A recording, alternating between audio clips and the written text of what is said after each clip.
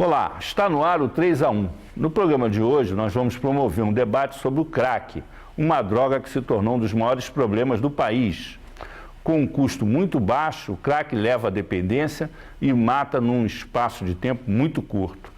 Para discutir esse grave problema que se espalha pelo território nacional, estão aqui no estúdio a delegada Valéria Aragão, que comanda a Delegacia de Combate às Drogas no Rio, a psicanalista Ivone Pontchek, diretora e cofundadora do NEPAD, o Núcleo de Estudos e Pesquisas em Atenção ao Uso de Drogas, e o jornalista Jorge Antônio Barros, do jornal O Globo, especialista na cobertura policial. Antes de iniciarmos o debate, nós vamos assistir uma reportagem sobre o tema.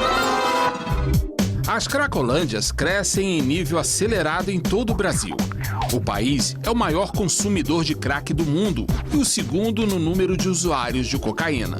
Os dados estão no segundo levantamento nacional de álcool e drogas, divulgado pela Universidade Federal de São Paulo no último mês de setembro.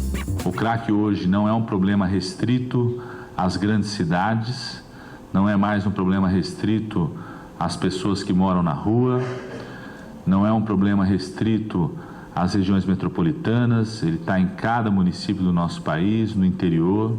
E o crack hoje ultrapassou um perfil restrito de usuário.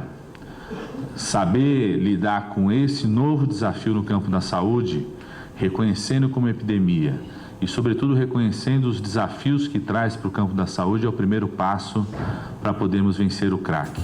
Produzido a partir da pasta de cocaína e vendida a um baixo custo, o crack tem se alastrado rapidamente por todas as regiões do país. A droga causa um efeito devastador em adultos, jovens e até crianças.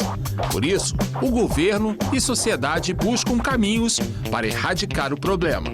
Algumas soluções, como a internação compulsória para usuários de drogas, no entanto, dividem opiniões ou esbarram na legislação brasileira. Mas será que o dependente de crack, uma droga que provoca problemas físicos, neurológicos e psicológicos, teria condições de decidir sobre sua vida?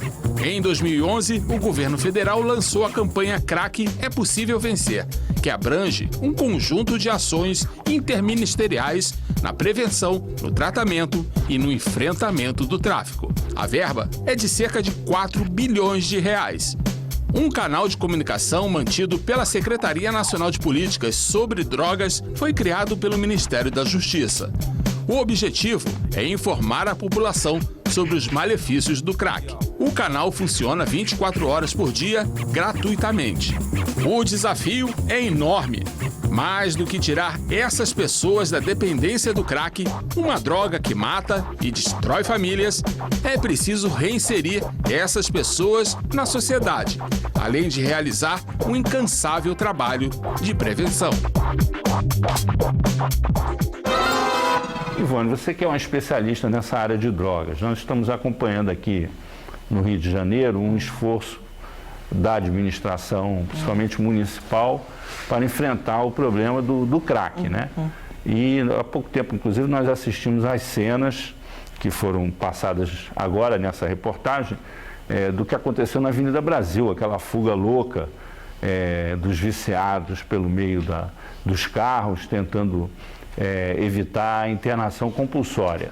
Essa questão da internação compulsória é uma saída para essa questão ou é uma coisa duvidosa? Veja bem, eu acho que é fundamental que se faça realmente alguma coisa em relação a essa população que está num total abandono nas ruas. E eu acho importante que haja alguma intervenção, sim. Agora, a internação, ela compulsória ou não, ela tem que passar por critérios.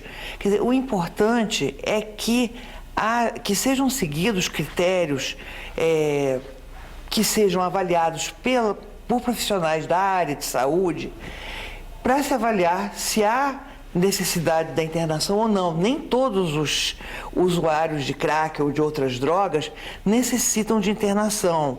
Então, tem que, num primeiro momento, se intervir de maneira a colocar essa população em algum local e tenta se colocar em abrigos. Só que esses abrigos pelo menos assim, na nossa opinião, eles não estão devidamente equipados do ponto de vista assim, de pessoal capacitado e de recursos para poder acolher essa população.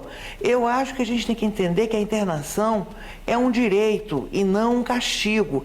E isso é que tem que ser, na minha opinião, trabalhado e desmontado. A ideia de que a internação, com esse nome ainda por cima, compulsória, fica carregada com essa ideia de que o usuário de droga precisa ser punido. Agora, a questão do crack, ela tem, vamos dizer assim, uma diferença grande em relação ao uso de outras drogas, embora o crack esteja associado a outras drogas, porque, em geral, o chamado cracudo, entre aspas, ele vai para a rua, ele consome a droga no local onde ele adquire a droga, ele se desvincula praticamente da própria família, quer dizer, ele vai viver em comunidade na rua e, geralmente, o consumo de droga está associado a algum tipo de delito ou transgressão que transcende o consumo de droga. Pequenos furtos, agressões, mesmo roubos e, às vezes, coisas mais graves, né? No estágio em que ele se encontra, ele hoje é mais um caso de saúde pública ou ele também é um caso de polícia, na sua opinião? Eu ainda preferiria enfatizar que é um caso de saúde pública, porque esses delitos, eu acho que certamente ocorrem e têm que ser, obviamente, vistos, não podem ser negados, mas eles ocorrem por conta, na maior parte das vezes, por conta da dependência, da necessidade do maior uso de drogas, dessa questão da compulsão de ter condições de comprar drogas. Então, esse delito está intimamente ligado à necessidade do uso de mais droga. E eu acho que também tem toda uma problemática social muito ampla para a gente discutir aqui, que também não pode ser negada nesses casos. O crack ele está atingindo a população mais empobrecida, né? A classe mais pobre. É claro, ele já chegou à classe média e às outras classes sociais, mas realmente ele está muito associado à miséria, desamparo, vínculos familiares muito tênues, muito desorganizados. Enfim, é um trabalho bastante amplo que tem que ser feito a vários níveis. Doutora Valéria, no seu caso, quando a Delegacia de Combate às Drogas entra num assunto como esse, é porque já virou um caso de polícia, né? Como fazer isso regredir a condição de simples caso de saúde, ou simples não, de um grave caso de saúde? Na verdade, seria muito simplista e fácil para mim encarar o crack como uma questão de saúde pública e não também de segurança pública, porque aí nos isentaríamos da responsabilidade. Mas o que é minha experiência, não só à frente da Delegacia de Combate às Drogas, mas também na Delegacia de Proteção à Criança e Adolescente, vendo vários adolescentes já utilizando o crack, cometendo atos infracionais por conta da dependência química, é que o crack realmente é um problema em que a responsabilidade tem que ser compartilhada. Não é uma questão só de segurança pública isoladamente, nem de saúde pública, nem só de uma deficiência na educação, né? Na educação o problema do crack começa lá na educação também da criança e do adolescente, não sendo disciplinado em relação a não usar drogas, não ser alertado sobre os riscos, né, e as consequências do uso da droga. Também é uma questão de assistência social. Então, o crack tem que ser visto sobre todos esses enfoques. É impossível não compartilharmos essa responsabilidade. E fatalmente, o trabalho da Delegacia de Combate às Drogas acaba sendo o de cessar a oferta da droga, o combate ao tráfico, que nunca pode ser esquecido. Se o usuário está ali consumindo, é porque a droga chega até ele. Esse é o maior problema da Polícia Civil em relação ao crack. Ocorre que, fatalmente, não existe sociedade sem drogas, porque sempre houve drogas, as pessoas consomem drogas por questões religiosas, por questão de fuga da realidade. Então, até hoje não existe sociedade sem drogas, o tráfico existe porque existe o consumo, é um círculo vicioso, né? Só que eu vejo que a questão da internação involuntária, compulsória, eu, muito a contragosto, sou a favor em alguns casos, certamente como a doutora Ivone ressaltou. Não é qualquer usuário de crack que tem que ser internado, abrigado involuntariamente ou compulsoriamente. Apenas após uma avaliação por profissionais médicos que vão fazer uma triagem daquele paciente sobre vários enfoques, ver se realmente a internação, o abrigamento, o corte drástico do vínculo com a droga é necessário. No primeiro momento, eu acredito que esse corte drástico é o que recomenda assim, a internação ou abrigamento involuntário compulsório num primeiro momento, mas como parte de um processo longo que vai incluir tratamento das doenças associadas, tratamento psicológico, ressocialização do usuário. Só que o crack, ele é uma droga diferente de todas as demais. Dificilmente o usuário consegue manter uma rotina de estudo, de trabalho. Ele muitas vezes deixa a sua casa, se ele possui uma residência e não vive nas ruas, ele muitas vezes deixa a sua casa para ter um contato mais facilitado com a droga. Na rua ele tem acesso à droga, por isso que eles não querem ir para abrigos, por isso a adesão voluntária ao tratamento é tão difícil. Agora, sem dúvida, eu acredito na internação sem a voluntariedade do usuário, desde que respeitada a legislação que trata do assunto, que é a legislação sobre a saúde mental, e desde que haja toda uma estrutura preparada para cuidar desse usuário. Não simplesmente trancá-los em abrigos, mas que haja toda uma capacitação das pessoas que vão lidar com esse usuário, que tem que ser pessoas especiais, realmente tem que ser pessoas vocacionadas para lidar com esse público, que normalmente esse usuário ele encara qualquer coisa como uma agressão, ele vai morder, ele vai agredir, ele vai ofender. Então você tem que ser uma pessoa especial, um policial especial que faz abordagem na rua, um psicólogo especial, um terapeuta especial, um médico especial. Tem que ser pessoas realmente vocacionadas. E o que acontece é que realmente a dependência química causa até de absolvição. A pessoa que comete crimes sob efeito da dependência química e é incapaz de entender o caráter ilícito da sua ação, ele pode ser até absolvido e submetido a tratamento. Só que o que a gente vê é que parece que eles têm o direito de cometer crimes. Não é isso. Muitas vezes eles passam a usar a droga voluntariamente, mas o que ocorre é que depois eles se tornam doentes. E aí eles merecem a nossa piedade, merecem a nossa atenção, o nosso cuidado e não a nossa condenação. Então, por isso que a gente vê casos, inclusive na Avenida Brasil, de pessoas correndo e colocando em risco todos aqueles motoristas que vão frear, né, por uma questão instintiva, vão frear ou vão acabar atropelando esses usuários, ou eles cometem furtos e roubos. Então, toda a sociedade está sendo colocada em risco nesse momento. Então, por isso que eu peço o compartilhamento das responsabilidades, as famílias alertando sobre o uso das drogas, o poder público buscando criar uma estrutura adequada, humanizada, para tratar esses usuários, o Poder Judiciário sensibilizado aos crimes que são cometidos nesses casos e a polícia, sim, trabalhando para combater o tráfico, a oferta da droga. Jorge, como é que você, vamos dizer assim, caracterizaria essa evolução rápida desse problema para a dimensão que ele ganhou? O que aconteceu? Eu acho que esse não é um problema que é tão novo assim. Essa é a questão fundamental. É um problema já antigo. Já desde a década de 90, a gente já está sabendo que o crack está no país. Né? Chegou a partir de São Paulo, com as cracolândias de lá, desde 1990, ou seja, 20 anos. Então, me parece que há uma lentidão muito grande por parte do poder público e da sociedade também, de seus agentes, de suas organizações, para lidar com essas questões, entende? Há uma lentidão muito grande. Você vê que só no ano passado o governo federal começou um programa para combater o crack. Já investiu 4 bilhões. Hoje no Rio as informações são de que nós temos 11 cracolândias. Haveria cerca de 3 mil usuários de crack. Haveria tudo informações ainda falhas, ou seja, o diagnóstico do problema ainda não foi feito. Estamos discutindo qual vai ser a solução e o diagnóstico. Qual a análise que foi feita desse problema? Isso não foi apresentado ainda claramente para a sociedade, entendeu? Então a gente começa a queimar etapas.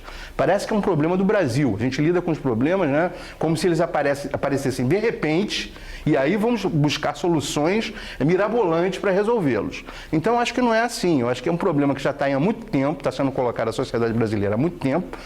Essa questão do crack nasceu, ganhou visibilidade a partir da década de 80 nos Estados Unidos, portanto são 30 anos, né? Ou seja, as pessoas deviam estar prestando atenção nesse problema quando aconteceu lá.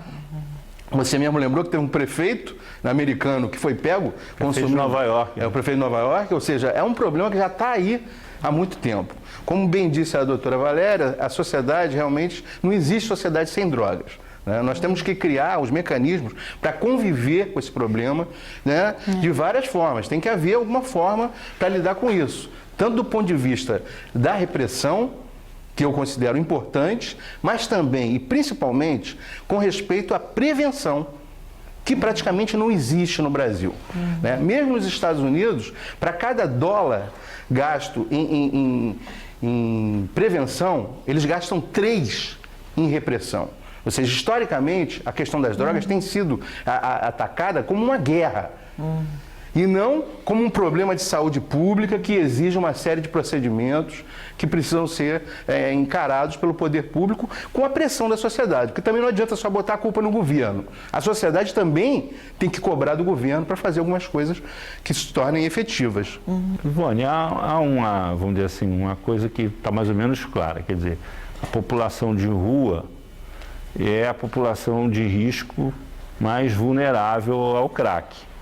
Porque já tem um precedente, às vezes, da infância, de consumo de thinner, de consumo de xeracola, né? Para aí o crack é uma droga barata, só que muito mais potente que qualquer uma dessas outras coisas.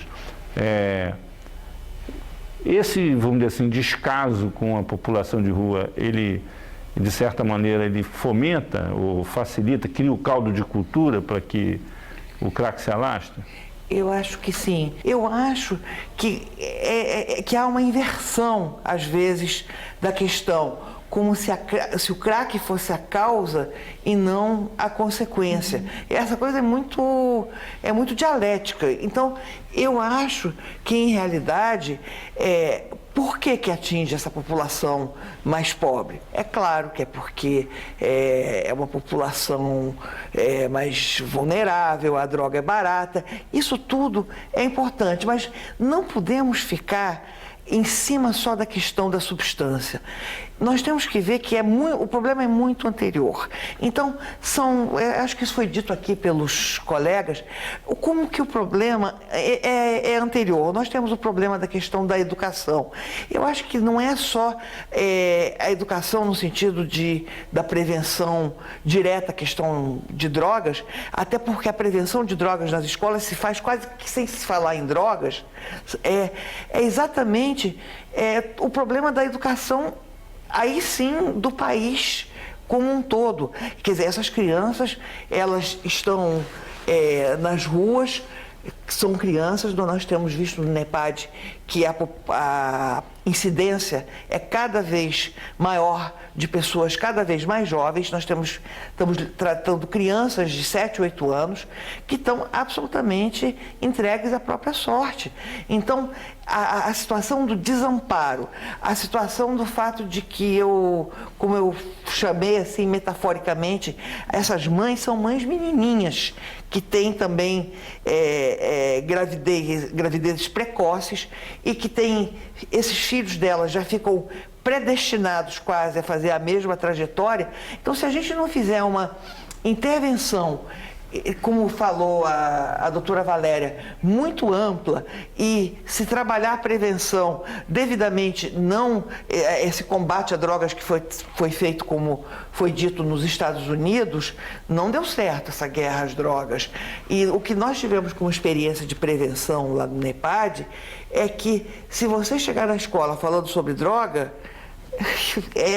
você não consegue fazer um bom trabalho. A gente tem que chegar nas escolas justamente desmontando preconceitos para se poder abordar esse assunto de uma maneira que atinja ao jovem, mas o jovem e a criança tem que estar na escola. Muitas vezes o vínculo daquele grupo da Cracolândia se forma um vínculo familiar.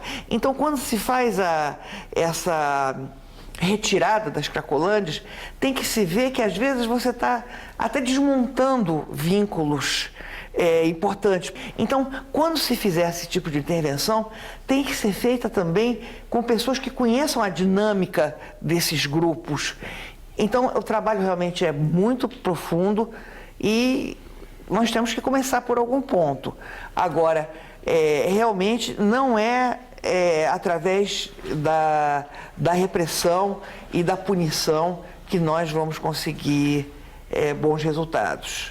Nós vamos fazer um breve intervalo, voltamos daqui a pouco com 3-1, debatendo hoje o problema do crack. Até já.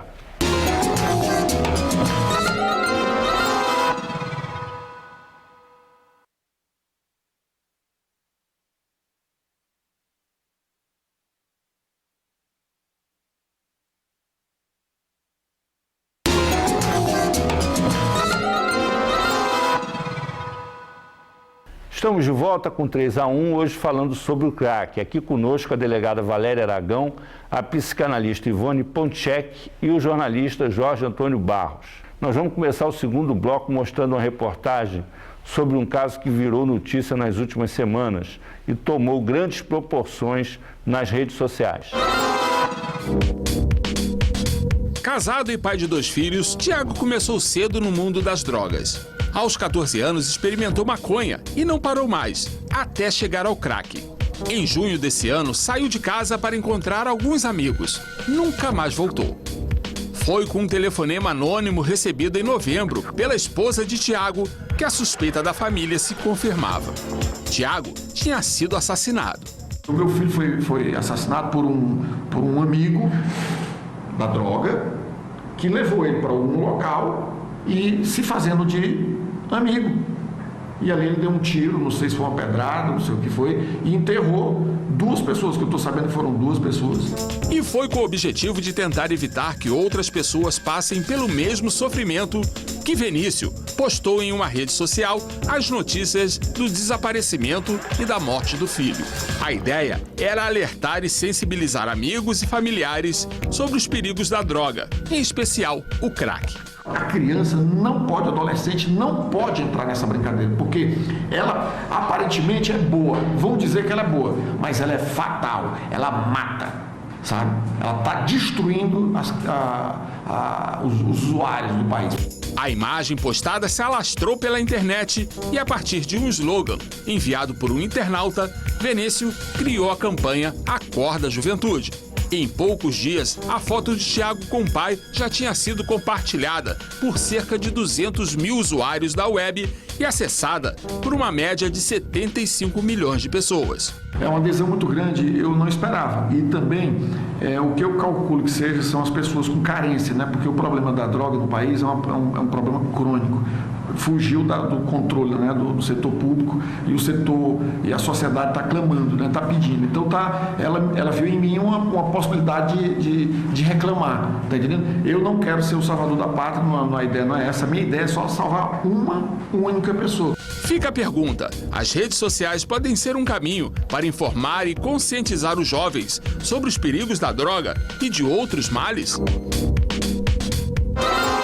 Nós vimos aí um pai que foi para as redes sociais, conseguiu uma grande repercussão com a sua iniciativa. É possível utilizar as redes sociais para uma parceria com as autoridades, inclusive com a polícia, para enfrentar esse problema? Que tipo de iniciativa já existe com relação a isso? O discurso proibitório, as estratégias de amedrontamento normalmente não funcionam. Porque se o adolescente quer exatamente, ele tem esse espírito de ser contraditório, de contraditar o pai, a mãe, ele vai fazer exatamente o contrário. Então é importante o discurso assim, realista, de você mostrar o pai, a mãe, o educador, mostrarem os riscos, as consequências de usar as drogas, as desvantagens de usar drogas. O que vai acontecer, o que pode acontecer com você se você usar drogas e o que não vai acontecer com você se você não usar. Eu acho isso importante, você mostrar de uma forma clara e objetiva, porque o jovem hoje tem acesso a todos os meios de comunicação, ele sabe o que é a droga, mas muitas vezes ele acha que com ele vai ser diferente. Ele acha que não vai se tornar um viciado, que não vai se tornar um dependente químico, que vai parar quando quer. E não percebe que não vai querer parar nunca. Principalmente o crack, que por uma série de características químicas, pela sua forma de preparo e pela sua forma de assimilação no organismo, por ser absorvida pelos pulmões, ele é muito mais viciante do que todas as outras drogas. Então, dificilmente um jovem vai deixar de usar drogas voluntariamente. Com ele não vai ser diferente. Então, a prevenção, sim, mas de uma forma clara e objetiva. E acredito que campanhas como essa, de esclarecimento, são muito bem-vindas. Um pai compartilhando a sua dor para que outros pais se engajem nessa luta, para começar dentro de suas casas, para ver esse debate nas instituições de ensino, de como evitar essa curva ascendente de usuários de drogas. Agora, há uma polêmica com relação à questão vamos dizer assim, de como enfrentar a questão, né, o problema. A gente sabe que numa sociedade de mercado, né, a oferta gera demanda. Você oferece, aparece alguém interessado naquilo. No nosso caso, quer dizer, o Brasil hoje se tornou um dos maiores consumidores de droga do mundo. Deixou de ser um ponto de passagem da cocaína, por exemplo, do crack, para ser um centro de consumo da cocaína. E se sabe também que essa cocaína, vamos dizer assim, o pagamento dessa cocaína, para quem faz o tráfico para outros países aqui no Brasil, é feito em espécie, quer dizer, o sujeito se encarrega de mandar para fora uma parte da cocaína, a outra parte ele tem que ficar com ela aqui como forma de pagamento, e a maneira dele ganhar o dinheiro é fazer com que isso seja consumido. Isso envolve uma atividade de prevenção que é essencialmente policial, não é pedagógica, quer dizer, é uma coisa que é a responsabilidade da polícia. E por que essa coisa chegou no ponto que chegou? Olha, o Brasil há muito tempo... O que a polícia está fazendo, para fazer uma pergunta assim, bem direta? Muita coisa. O que a gente acompanha pela mídia mesmo, sistematicamente o tráfico vem sendo combatido. Prisões, apreensões. O que ocorre é que o Brasil há muitos anos realmente deixou de ser uma rota de passagem para as drogas, né, que são produzidas. Nós fazemos fronteiras com os principais produtores de cocaína do mundo, né? São Bolívia, Colômbia e Peru. Então, nós há muito tempo deixamos de ser rota de passagem das drogas rumo à América do Norte, Europa, para sermos mercado consumidor. O Brasil tem uma população absurda, né? É um país continente. Então, realmente, ele tem uma capacidade de absorver as drogas muito absurda. O que ocorre? A polícia vem sistematicamente combatendo. O tráfico é um crime organizado. Eles têm uma visão mercadológica, sim. A oferta gera demanda, mas principalmente a demanda gera oferta. O uso de drogas, por isso que eu nunca, como policial, como segurança pública, eu nunca vou ser condescendente de que, lógico, eu assumo a responsabilidade da segurança pública nessa questão, mas eu fomento também as outras searas a observarem que se a curva ascendente de consumidores diminuir, a oferta certamente diminuiria. A demanda é absurda. E os traficantes, enquanto existir um único usuário de drogas, vão existir muitos traficantes disputando aquele mercado consumidor. O tráfico vem sistematicamente sendo combatido, com prisões, apreensões. Muitas lideranças estão presas há alguns anos. O que acontece? Jovens, né, estão assumindo cada vez mais a liderança do tráfico. São jovens que têm um comportamento também agressivo. O que a gente vê, não existem mais os traficantes românticos, que a gente ouvia falar. O que era o traficante romântico? Não é que ele seja menos traficante, mas que ele tinha um vínculo com a comunidade. A guerra do tráfico, com a tomada de comunidades, faz com que outras facções cheguem em comunidades, né, onde elas não existiam antes. Então, existe toda uma disputa por mercado. Na verdade, não passa de lei da oferta e da demanda, uma disputa cruel, mercadológica.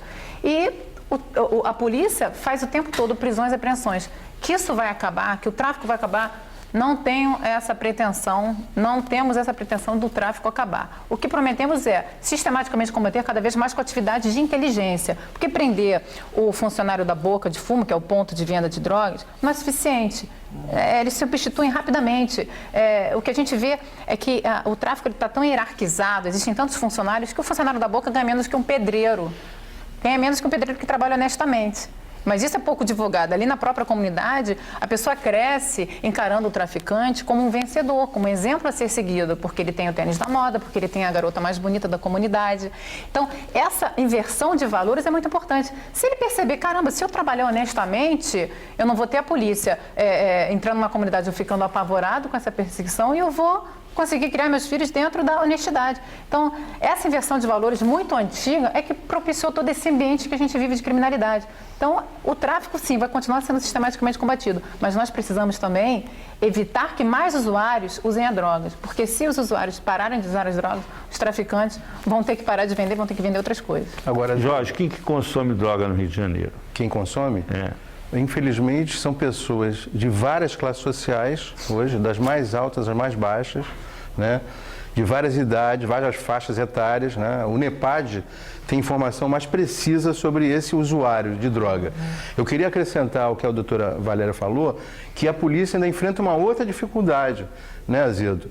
Que é o envolvimento de agentes do Estado com o crime, né? Então, a questão acaba se agravando.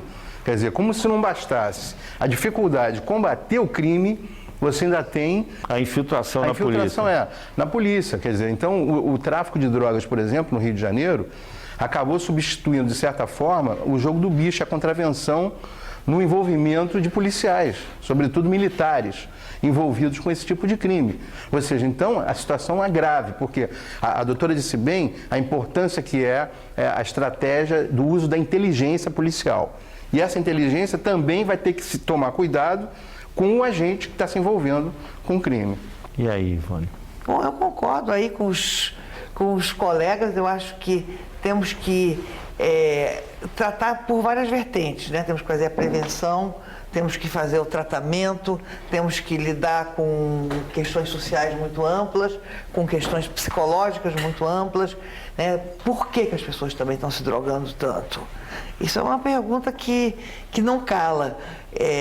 Desde que o mundo é mundo, existe a droga, mas é muito interessante que o Claude Olivenstein, que aliás foi o grande padrinho do NEPAD, né, foi nosso primeiro supervisor, diretor do Centro Marmottan de Paris, ele coloca uma coisa muito interessante, que a droga, todos nós sabemos que tem a ver com a cultura e com o seu tempo, mas que antes eram drogas muito mais contemplativas e que agora a droga essas são drogas que têm a ver, né, com a questão da velocidade que se impõe a nossa cultura de hoje, né? É uma coisa do aqui e agora, de um presente, de um imediatismo.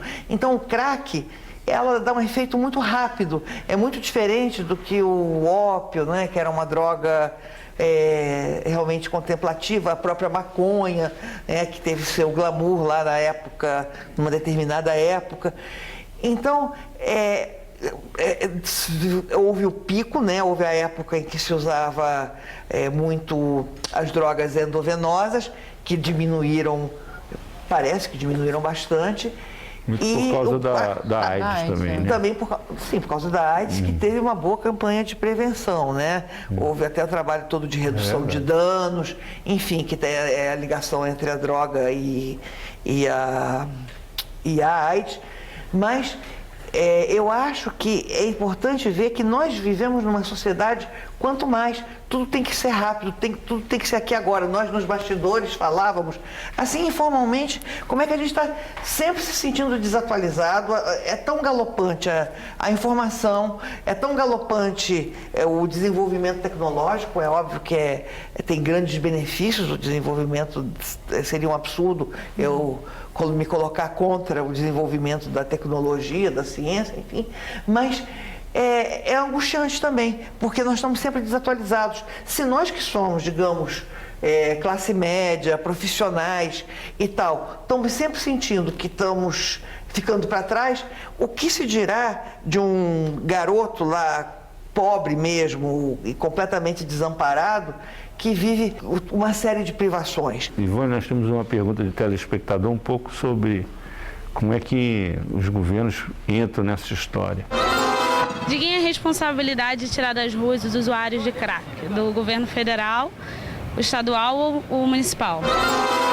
Eu acho que todas as instâncias são responsáveis, e acho que todos os cidadãos são responsáveis também. Todos nós temos que nos implicar com essa questão do uso de drogas, porque o que nós vemos também é que as relações familiares são fundamentais. Então, a prevenção do uso de droga começa também na família. Eu não queria entrar nesse discurso moralizante, não, porque tem que culpabiliza a família, onde foi que essa família errou para ter um filho que usa drogas. Não é por aí, mas é porque tem tudo a ver com todo esse discurso mais amplo. Você vê as crianças hoje em dia, elas não interagem, elas estão lá nos seus iPads, iPods, sei lá. As crianças e os adultos também. E os adultos também. Então não há mais interação. Não há mais diálogo, né? Não há mais diálogo, não há mais roda. É o bloco do eu sozinho. E isso tem consequências. Aí vai se buscar o prazer sozinho também. A droga não deixa de ser um prazer solitário, né? É como também diz o Olivia, aquele prazer que independe do outro, independe do corpo do outro, independe da... a droga eu posso, desde que haja condições de se adquiri-la, dinheiro, enfim, qual seja a forma, eu posso ter. Agora, as relações humanas são muito complexas, né? Eu posso convidar a doutora Valéria para sair, ela pode me dizer que não, que sim, e eu vou ter que lidar com isso. E não tomar antidepressivo. E não tomar antidepressivo se ela me disser não posso, estou ocupada, né? A gente tem que aprender a lidar com esses nãos Esse retrato que ela está fazendo é muito bom, que é sobre a era da ansiedade. É verdade. Que a gente está vivendo. Né? Agora, voltando ao fim da linha do problema, que é a questão da polícia, eu acho, não sei, doutora Valéria, que me parece que tem havido uma falha constante na área de inteligência para não detectar, por exemplo, que o crack veio para o Rio de Janeiro a partir de negociações entre grupos criminosos de São Paulo e do Rio. Né? O crack vem, nessa cocaína que sai do interior de São Paulo e vem abastecer áreas, redutos do Rio de Janeiro, ela vem com o crack embutido. Porque antes se falava que o traficante era bonzinho, que ele não queria que o usuário dele consumisse crack porque ele matava a galinha dos ovos de ouro. Uma balela. Não existe traficante bonzinho. Então, só comentando aqui, o Jorge Antônio falou sobre a corrupção policial. E realmente a corrupção, tanto da Polícia Civil também, além da Polícia Militar, são um verdadeiro câncer. Por quê? Quando a polícia desenvolve métodos de inteligência, através de monitoramento, interceptações, seja lá o que for, e isso é divulgado de alguma forma, isso chega aos investigados, isso é muito negativo, porque dificulta o nosso trabalho e sistematicamente isso vem acontecendo. E concordo com você realmente que se a droga chegou, houve falha na atividade preventiva da repressão, que é a inteligência, o uso da inteligência realmente para evitar que o maior problema aconteça. E essas falhas têm que ser corrigidas o mais urgentemente possível. E eu acho que, historicamente, também sempre houve uma falha na comunicação, Polícia Federal, Polícia Civil, Polícia Militar. Houve sempre uma questão até de vaidade, cada um a fazer a sua atuação sem compartilhar informações. Isso é muito ruim, porque a sociedade perde. É preciso haver, sim, a interlocução, o compartilhamento das informações para que o combate seja feito, porque a droga chega através das fronteiras. Então, a Polícia Federal entrando nesse primeiro momento. Mas chega nos estados porque a Polícia Civil realmente falhou também. Então, o que está vendo em relação ao crack, isso também é muito importante cobrar da mídia, que cobre realmente do poder público sempre essa atuação compartilhada da Polícia Federal, Polícia Civil, Polícia Militar, cada um fazendo a sua atuação, além da própria sociedade, que tem que ser cobrada também na questão da educação, da assistência da saúde na hora do tratamento do usuário. Então, vamos fazer um breve intervalo, voltamos daqui a pouco com 3-1. Até já.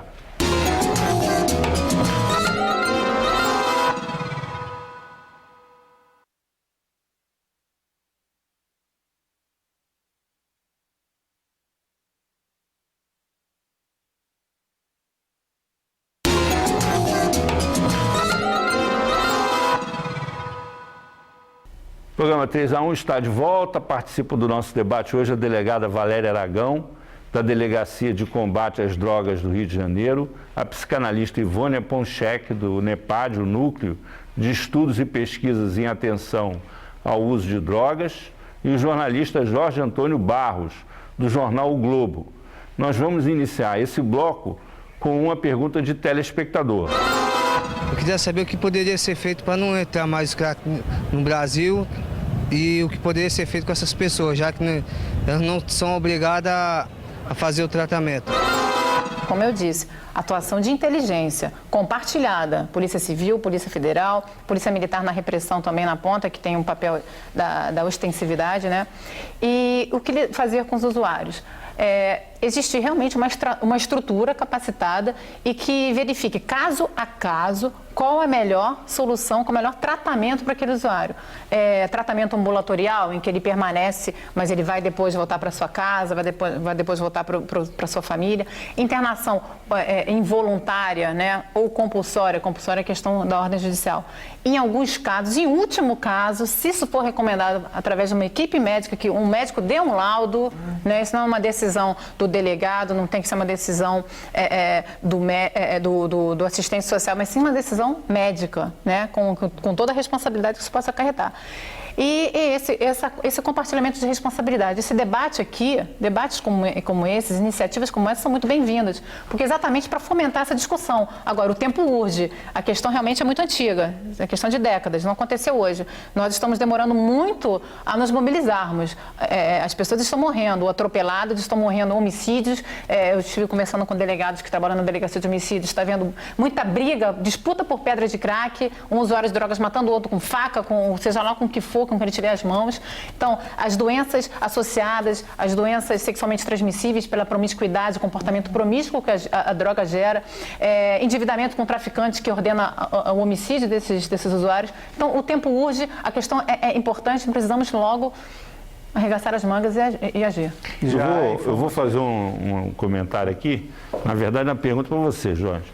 Não houve, assim, uma certa glamorização dessa questão do uso da droga, da transgressão, um comportamento das pessoas da classe média? A glamorização, a mídia tem uma responsabilidade gravíssima nesse aspecto, né? A mídia jornalística e a mídia de entretenimento também. Né? Porque essa herança que nós temos, né, do bandido glamourizado, do usuário de drogas, né, glamourizado, também vem da nossa, digamos, colonização cultural americana. Nós também herdamos isso, né, e não questionamos em nenhum momento. Né, ao longo dessa história, isso não tem sido questionado. Eu acho que a mídia, por exemplo, no Rio de Janeiro, a partir da morte do jornalista Tim Lopes, abriu os olhos, né, e fez uma autocrítica, porque eu cobri, por exemplo, o tráfico no Rio de Janeiro, no final da década de 80, eu morei uma semana na favela da Rocinha, e a gente deu uma página, um caderno especial no Jornal do Brasil sobre como era viver na Rocinha e uma página de entrevista, pergunta e resposta com o líder do tráfico na época, com o chefe do tráfico. Né? Das 6 páginas do caderno, uma foi dada para o traficante. Quer dizer, e a gente, a partir da morte do Tim Lopes, começou a rever e a ver até que ponto nós, como jornalistas, também fomos responsáveis por essa glamorização do crime. Né? Então a gente precisa rever todos esses conceitos. Um outro dado que eu considero importante também, com respeito à sociedade, a mídia também é um reflexo disso, é a questão da rua, o espaço público. O espaço público, hoje, ele é considerado como um espaço de ninguém. É por isso que tudo de ruim está acontecendo na rua. É por isso que a população de rua está aumentando também, é por isso que os traficantes de rua estão aumentando, porque o cidadão pensa assim, não, ali não é minha casa, eu não moro ali. E aí o outro fala, ali também não é minha casa. Então, de quem é aquele espaço? Nós, a sociedade, tem que se apossar do espaço público, tem que retomar esse espaço. Como? Também denunciando.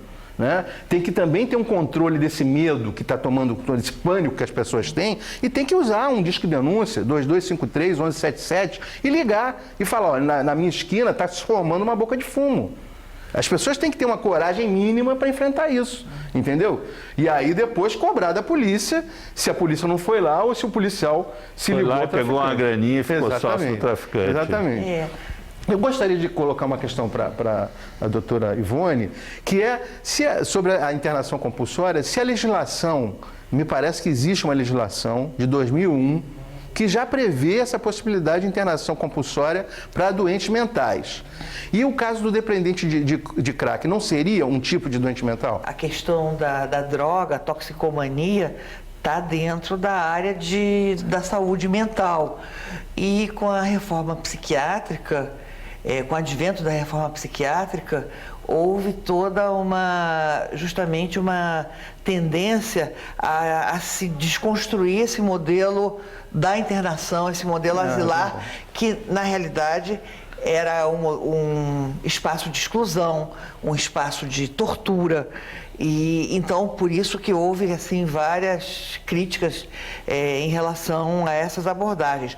Agora, quando uma pessoa também não se pode chegar ao outro extremo, exatamente. Eu faço sempre a comparação, se uma pessoa está infartando, ela não tem que, naquele momento, a gente tem que intervir e ela tem que ser internada e tem que ser tratada por uma equipe qualificada, capacitada para tratar de problemas cardíacos sérios. Não vai se jogar num asilo uma pessoa que está infartando. Então, eu acho que é isso que tem que ser visto, que nós todos tocamos nesse assunto, né? A questão da capacitação das equipes.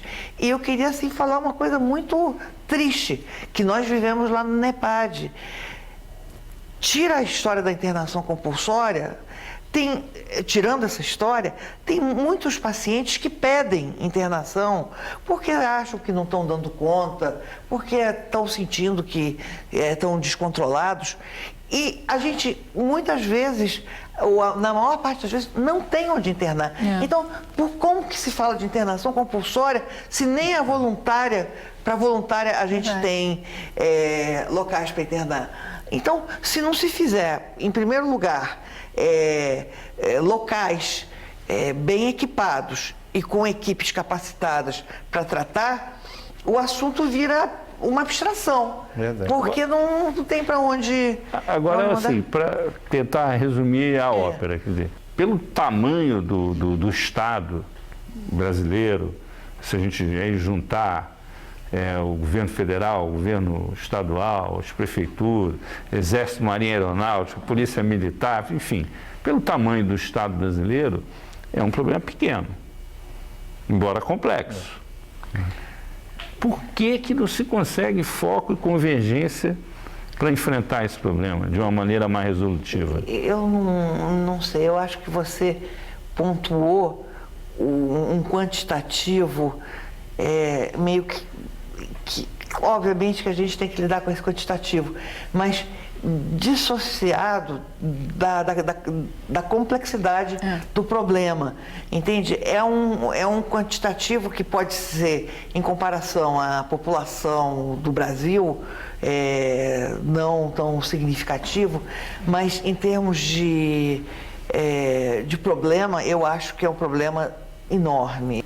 Vamos supor, para cada grupo de 10 dependentes desse, quantas pessoas precisam ser mobilizadas? Quantos profissionais precisam ser mobilizados? Cada um desses pacientes, ele precisa ser avaliado por uma equipe interdisciplinar, porque nós precisamos ter um médico para ver a parte médica, né?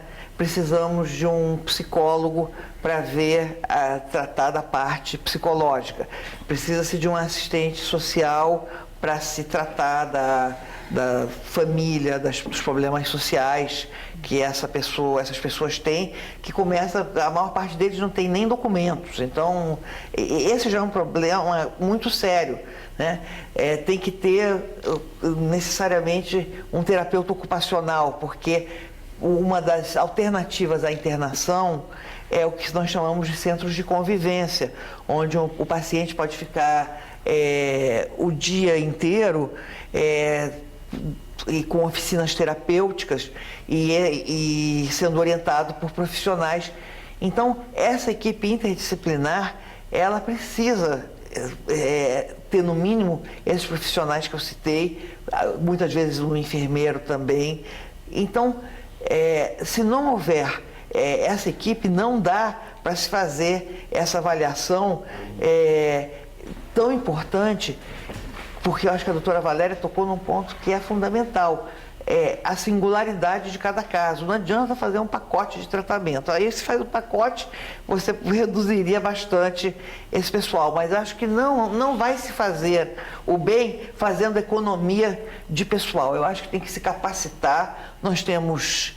esses profissionais existem, mas eles precisam ser capacitados. Jorge, e esse negócio aí, o pessoal sai correndo atrás de cracudo na Avenida Brasil, tem essa retaguarda? O grande problema nosso é a falta de pessoal capacitado. Então vamos acelerar isso aí, né, gente? O problema é esse, a lentidão para se resolver esses problemas. Por exemplo, em junho, Azedo, a coluna do Anselmo Góes deu com exclusividade que o tráfico ia parar de vender crack. Eu conversei até com a doutora Valéria na época e a polícia ainda não estava sabendo disso. Quer dizer, os traficantes decidiram lá nessa área lá do Jacarezinho, da favela Mandela, parar de vender o crack. Por quê?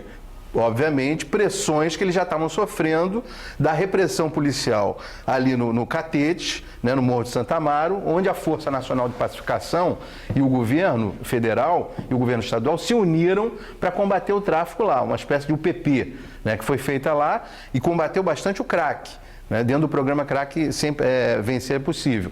Agora, então, em junho, desde junho, já está se sabendo que os usuários de crack daquela área iam começar a sair dali. Porque os traficantes, eu tenho informações que os traficantes estão matando e desaparecendo com usuários de crack, inclusive, naquela área. A polícia tem investigações pequenas ainda sobre isso, né? E até agora, o que acontece? Muitas vezes, olha o absurdo que nós estamos vivendo, doutora. Muita gente fala assim, não mexe com os usuários de crack lá, não, porque se mexer, eles saem de lá e vão para outras partes da cidade. Quer dizer, é uma loucura. Olha, infelizmente, nosso tempo acabou e nós não vamos conseguir esgotar esse assunto. Nós vamos ficar por aqui, agradecemos a presença da delegada Valéria Aragão, responsável pela Delegacia de Combate às Drogas do Rio de Janeiro, da psicanalista Ivone Pontchek, diretora e cofundadora do NEPAD, o Núcleo de Estudos e Pesquisas em Atenção ao Uso de Drogas, e ao jornalista Jorge Antônio Barros, do jornal O Globo, especialista na cobertura da área policial, que nos deram a honra de participar aqui do 3-1 na TV Brasil. Até a próxima sexta-feira, às 8 da noite, aqui na TV Brasil. Até lá.